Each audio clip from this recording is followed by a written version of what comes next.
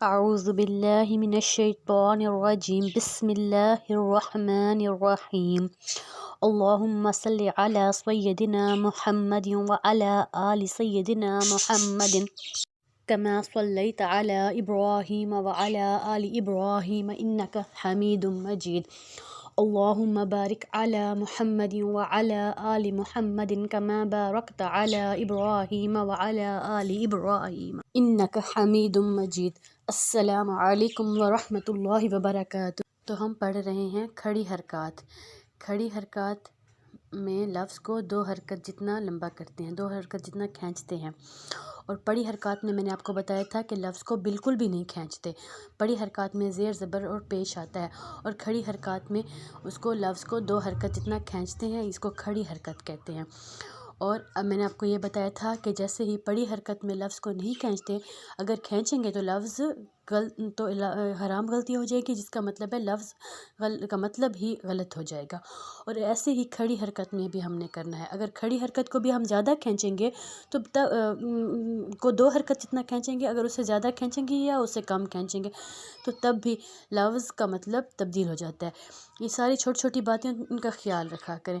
چھوٹی چھوٹی باتیں تو نہیں، ان کو ہم نے ساتھ لے کر چلنا ہے پورے قرآن پاک میں، ٹھیک ہے۔ اور جہاں پہ بڑی حرکت ہے اس میں ہم نے اس کو دیکھنا ہے، اور جہاں پہ کھڑی حرکت ہے واضح واضح اس کا فرق محسوس آپ کریں اور ان کے درمیان میں فرق رکھیں۔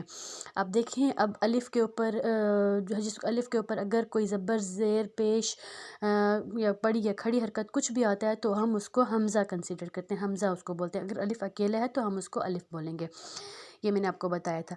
اگر اب حمزہ زبر کے اوپر بڑی حرکت ہے اور نون کے اوپر جزم ہے، اب جب جزم ہوگا تو ہم دوسرے پچھلے لفظ کو ہم دیکھیں گے پچھلے لفظ کے اوپر کیا آ رہا ہے، تو اس کے پچھلے لفظ کو ہم جزم والے لفظ کے ساتھ ملا دیں گے۔ انزلناہ، اب زا جو ہے سیٹی والا ہے، انزلناہ۔ اب نون جو ہے وہ کھڑی حرکت ہے نون کے اوپر، تو ہم اس کو تھوڑا سا زیادہ کھینچیں گے، باقی سب لفظوں کو ہم کم کھینچیں گے۔ اب اگلا، اب جب سین کے اوپر جزم ہے اور اس کا ہم حمزہ کے نیچے، الف حمزہ کے نیچے زیر ہے، تو اس کو ہم اس الف کو ہم سین کے ساتھ ملائیں گے، اس میں ہم جزم کریں گے، اور ہا کے اوپر کھڑی زبر ہے، قاف جو ہے وہ موٹا ہے اور اس کے اوپر پڑی زبر ہے، تو اب دونوں چیزیں اس میں مل کے آئی ہوئی ہیں، کھڑی اور پڑی، تو اس چیز کو ہم اچھی طریقے سے اس کا مطلب کلیئر کریں گے۔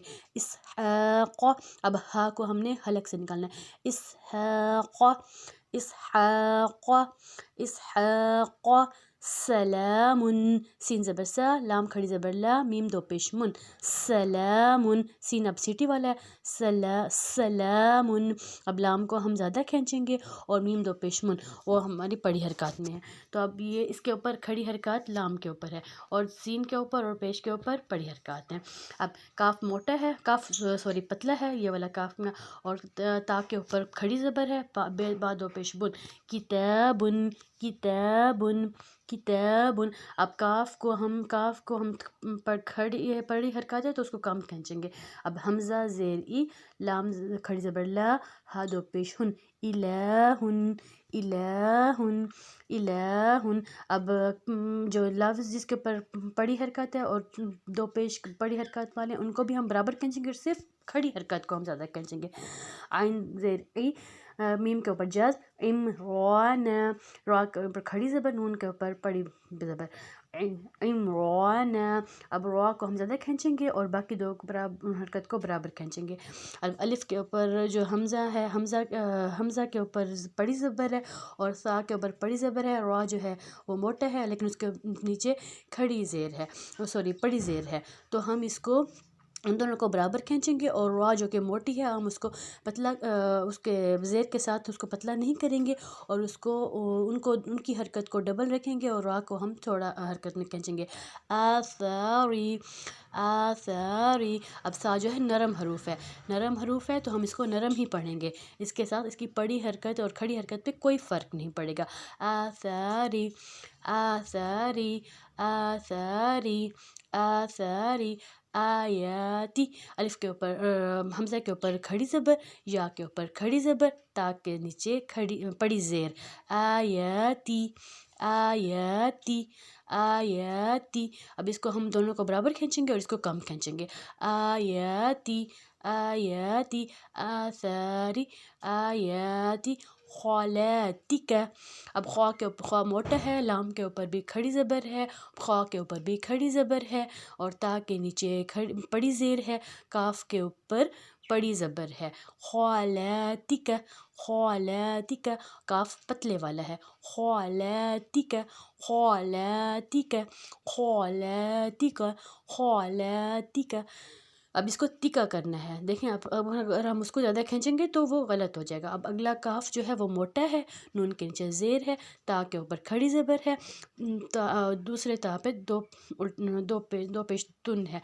तो क़ानिततुन, काफ को मोटा रखेंगे।